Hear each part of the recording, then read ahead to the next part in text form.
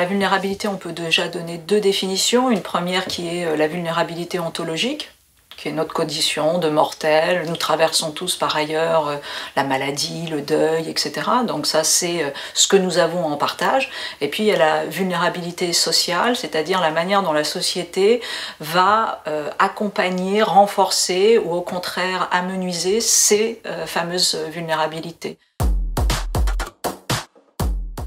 L'enjeu, c'est de voir comment, justement, parce qu'on reconnaît, parce qu'on accepte ces vulnérabilités, comment on va pouvoir les utiliser comme des leviers, comme des points, comme ça, d'attention particulière aux choses, aux êtres, à l'organisation.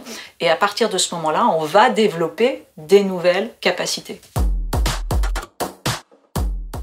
C'est vrai que la première des choses, c'est de sortir de cette volonté de nier les vulnérabilités. Ce que nous avons quand même fait, on va pas se mentir, pendant 20 ans. Nier les vulnérabilités, c'est produire une non-capacité d'anticipation, c'est produire de la souffrance au travail. Donc si vous voulez, de toute façon, ça vous revient encore en backlash.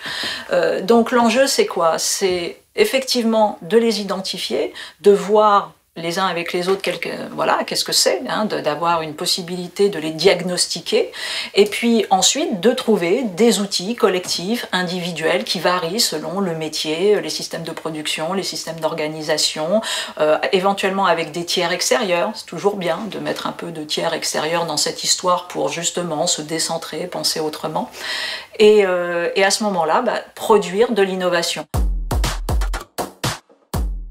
Le premier bénéfice, c'est de préserver la santé physique, psychique des travailleurs. Je rappelle quand même que les travailleurs dans une entreprise, c'est la force vive.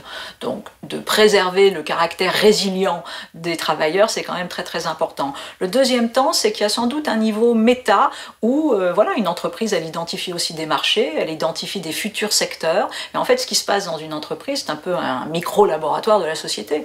Donc c'est aussi en prenant en considération ces vulnérabilités que soudainement, on va rencontrer les désirs ou en tout cas les besoins de la société.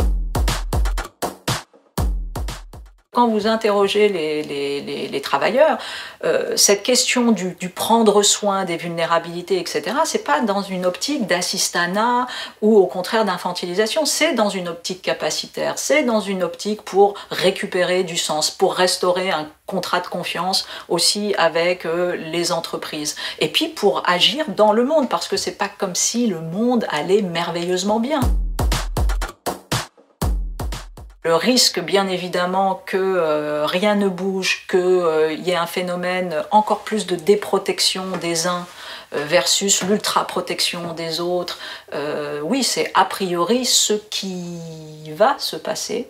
Et donc ça veut dire que tous ceux qui ont conscience que ça ne doit pas se passer doivent se saisir encore plus de leur engagement, de leur mobilisation, parce que le danger d'entrer dans des économies de survie, dans des économies de raréfaction des ressources, etc., de rationnement, tout ça ne produit pas une culture de solidarité.